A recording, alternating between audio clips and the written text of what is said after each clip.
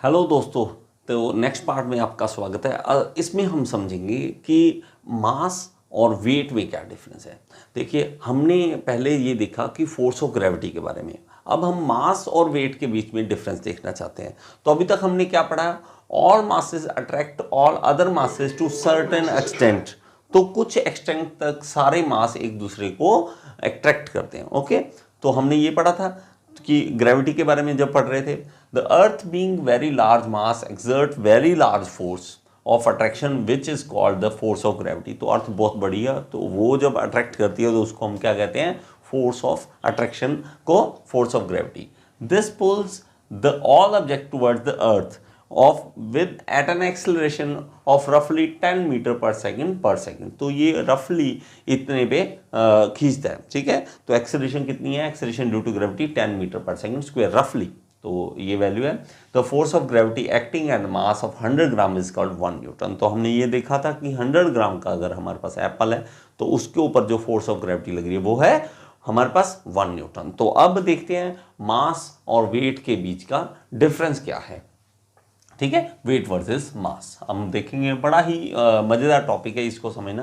देखिए, हमारे पास अगर हम कहें कि 1 न्यूटन का है तो बंदा दिखाता है कि ये एक एप्पल से हम समझ सकते हैं कि 1 न्यूटन कितना फोर्स है।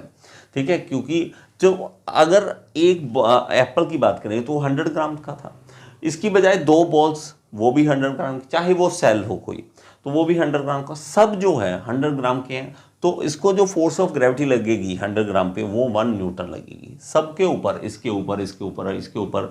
तो इसको क्योंकि 10 मीटर पर सेकंड स्क्वायर से सबको मल्टीप्लाई करना तो वो 1 न्यूटन आ जाएगा। तो 1 न्यूटन इस पे, 1 न्यूटन इस पे, 1 न्यूटन इस पे, तो ये खींचे जाएंगे और ये सीधा धरती पे गिर जाते हैं अगर हम इसको 1 न्यूटन की फोर्स से खींचते हैं। ठीक है, ये नीचे गिर जाते हैं इस तरह से। तो ये कहता है कि मुझे कितनी ग्रेविटी से खींचा जा रहा है। तो ये कैसे पता चले कि मुझे कितनी ग्रेविटी से खींचा जा रहा है? तो कहता है ये स्प्रिंग स्केल से हमें पता लगेगा, क्योंकि न्यूटन ने ये दिया है। तो एप्पल हमने इसके ऊपर लगाया तो हमें पता लगा कि 1 न्यूटन का फोर्स है। तो अगर बंदे को लटका दे तो पता लगा कि ये 600 न्यूटन के फोर्स से इसको खींच रहा है। ठीक है, 600 न्यूटन के फोर्स से खींच रहा है। तो ये क्या है कि हमें वेइंग स्केल की बजाय जो हमारे पास ये स्प्रिंग स्केल यूज करना पड़ता है। जो स्प्रिंग स्केल है हमें वेट बताता है। ठीक है, तो वो कितना है? 600 न्यूटन वेट बताता है। तो ये लैटिन से लिया गया है। तो ग्रेविटी वर्ड के किससे बना है? वो लैटिन भाषा में ग्रेविटास से बना है। और ग्रेविटास का मतलब क्या है? वेट। ठीक है, लैटिन भाषा से वर्ड लिया गया है। तो ये कहता है कि इसका देखो, इसने वेट जो है ग्रेविटी ने खींच लिया इसको नीचे, तो ये 600 न्यूटन से खींचा गया, ये 600 न्यूटन से खींचा गया। और ये इस चीज़ को देखना, लेकिन हमारे पास मास, इसका मास कितना है? 60 केजी। ठीक है, और वेट कितना है? 600 न्यूटन। अब ना वेट हमारी आम लाइफ में हम बोलते हैं कि तेरा वेट कितना है, वो कहता है मेरा 40 किलो है, 50 किलो है, 60 किलो है। लेकिन दिक्कत क्या है कि आम भाषा को हम फिजिक्स में नहीं यूज कर सकते, कि फिजिक्स में वेट और मास में डिफरेंस है। मास जब भी निकालेंगे तो वो केजी में आएगा, लेकिन वेट जो होगा वो न्यूटन में होगा। ये चीज जो वो याद रखनी है आपने। ठीक है, इस चीज को। और आम लोगों की बातों में नहीं आना, फिजिक्स वाली बातों में अगर आओगे तब आपको इस चीज़ का डिफरेंस पता लगेगा, क्योंकि आम भाषा में हम नहीं यूज़ करेंगे, आप फिजिक्स की भाषा यूज़ करेंगे। और जब भी हमारे पास इस तरह का स्केल होगा तो वो हमें मास देगा, ये वाला जो होगा हमें वेट देगा। ये स्पेशल आते हैं वेट वाले ना, स्पेशल आते हैं, लेकिन हम उसको भी चेंज करके यूज़ कर सकते हैं। ठीक है, उसको भी चेंज करके, जैसे अगर 600 न्यूटन शो करना था ना, जान के 600 न्यूटन पे हम क्या कर देंगे? 60 केजी लिख देंगे।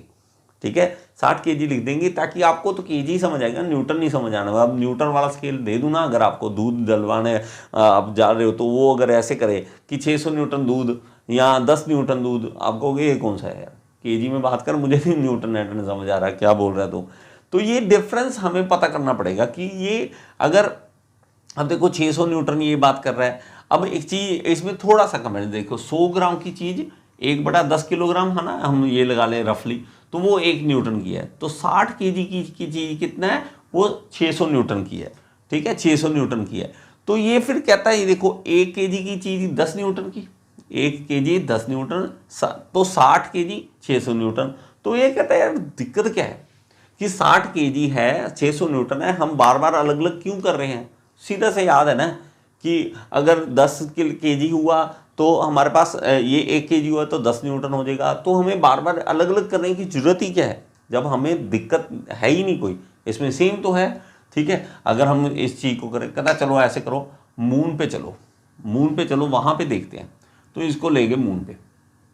ठीक है, अब यहाँ पे मून पे आ गए। अब कहते हैं मून पे तेरा वेट देखते हैं कितना है, वेट फिर वही बात करूँ न्यूटन में देखने हैं। तब देखा तो सिर्फ 100 न्यूटन निकला, 100 न्यूटन निकला। क्यों क्यों? अब फोर्स ऑफ ग्रेविटी देखिए, अर्थ बड़ी है, मून छोटा है, मून छोटा है, इसलिए इसकी फोर्स ऑफ ग्रेविटी भी कम है, इसकी फोर्स ऑफ ग्रेविटी भी कम है। तो यहाँ पे कितना था 600 न्यूटन, यहाँ पे सिर्फ 100 न्यूटन। ठीक है, इतना ज़्यादा 1/6 है ग्रेविटी इसकी। ठीक है, तो यहाँ पे 600 न्यूटन था, यहाँ पे 100 न्यूटन है, तो इसमें डिफरेंस आ गया। ठीक है, डिफरेंस आ गया। तो हमें ये देखना पड़ेगा कि हमें फोर्स कितना खींच रहा है अपनी तरफ। यहाँ पे कम खींच रहा था मून पे और अर्थ पे ज़्यादा खींच रहा था। ठीक है, तो इस चीज़ को समझे। लेकिन अगर हम इसका मास देखें, ठीक है, बॉडी का मास कितना है, इसके अंदर बॉडी का कंटेंट कितना है, वो अगर देखना चाहिए तो उसको हम अगर यहाँ पे रखें ना और यहाँ पे रखें, चाहे मून पे चाहे अर्थ पे, तो वो हमारा चेंज नहीं होने वाला। 60 kg का 60 kg ही है। तो हमारे अंदर से कुछ चीज़ ले थोड़ा ली, ठीक है, हमारे अंदर से बॉडी में से कुछ चीज़ निकाल थोड़ा ना दी, वो तो 60 kg, लेकिन धरती और मून कितना खींच रहे हैं। मून ऐसे लग रहा है कि छोटा बच्चा आपको खींच रहा है नीचे की ओर, और ये अर्थ लग रहा है कि बड़ा बंदा नीचे की ओर खींच रहा है। ठीक है, अगर कोई चीज़ ना खींचे तो, अगर कोई खींचे ही ना, जैसे कि स्पेस में, तो आप वेटलेस हो जाएंगे, वेटलेस, आपका वेट ही नहीं होगा। ठीक है, कोई वेट नहीं होगा आपका।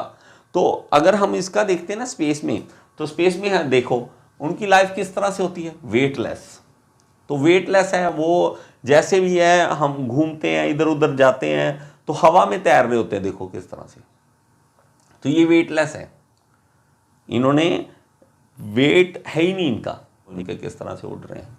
तो ये हवा में है, ये हवा में तैर रहे हैं, क्यों? वेटलेस है। ठीक है, वेटलेस है ये।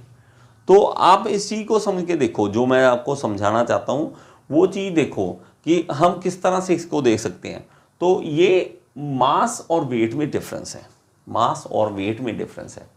ठीक है, तो हमें मास देखना तो इससे और वेट देखना तो इससे देखना है, तो हमारे पास मास और वेट में डिफरेंस आ जाता है इस तरह से। तो यहाँ पे 60 kg और यहाँ पे 100 न्यूटन, ये कहाँ पे? मून पे। यही अर्थ पे होते हैं 60 kg, लेकिन यहाँ 600 न्यूटन। और अगर स्पेस में है तो 0 न्यूटन फोर्स, वेटलेस हो जाओगे आप। तो आप मास और वेट में इस तरह से डिफरेंस, वो नहीं है कि एक लाइन लगाओ इधर ये लिख दिया ये होता है, वो नहीं, आपको समझना पड़ेगा वेट क्या है, एक्चुअली एक फोर्स है, इसलिए न्यूटन में आता है।